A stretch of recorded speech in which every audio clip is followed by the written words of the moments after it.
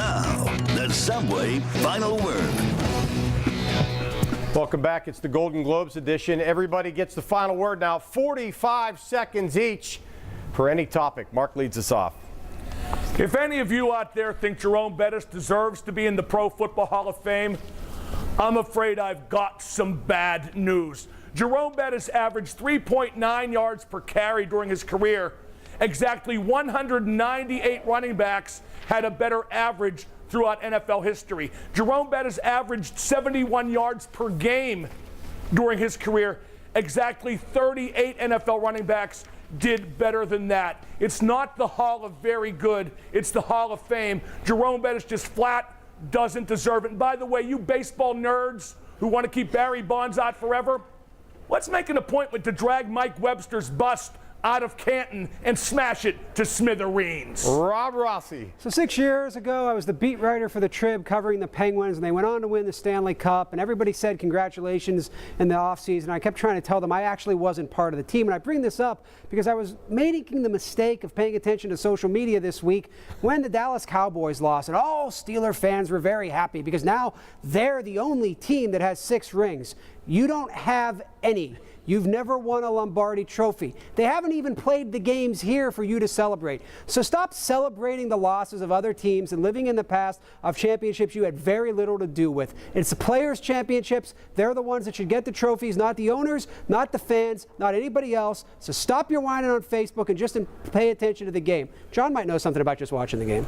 Man, what he said, that was awesome. Self-high five. Yeah.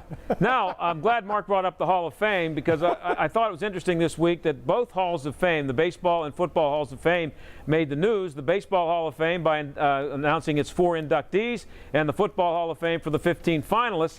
And I thought it was pretty interesting. If you would Google the baseball finalists for 2015, every story that you found would have the word steroids in it. If you Googled the NFL Final 15 and steroids, you might not find one story where they bring up the steroids. There are more steroids in the NFL, more steroid users in the NFL than there are people ever suspected of using steroids in baseball. I don't care about the Halls of Fame. I couldn't care less who gets in anymore. What bothers me is the media, either it's their hypocrisy or their willingness to ignore the fact that there's steroid rampant in baseball, or rather in football, and they don't bring it up, and all they concentrate is baseball. All right, our final word now from social media. We have a few of them because we're getting piled on here.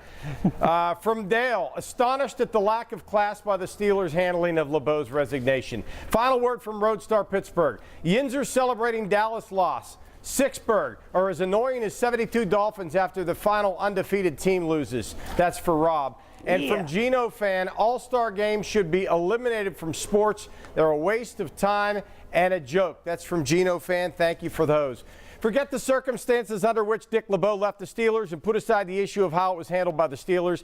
Instead, just celebrate his legacy. He was a Hall of Famer with some old-fashioned traits like humility and loyalty. He was respected by every opponent he ever faced, and he was revered by his players. LeBeau was known to write thank you notes for receiving thank you notes. Maybe it's just a coincidence, but only days after his annual night before Christmas reading to his players, the Steelers clinched the AFC North with a monumental win on Sunday Night Football. Just having Dick LeBeau walk the halls at Steelers headquarters gave the team a sense of stability, credibility, and class. He was a cut above, and everybody knew it. He's gone.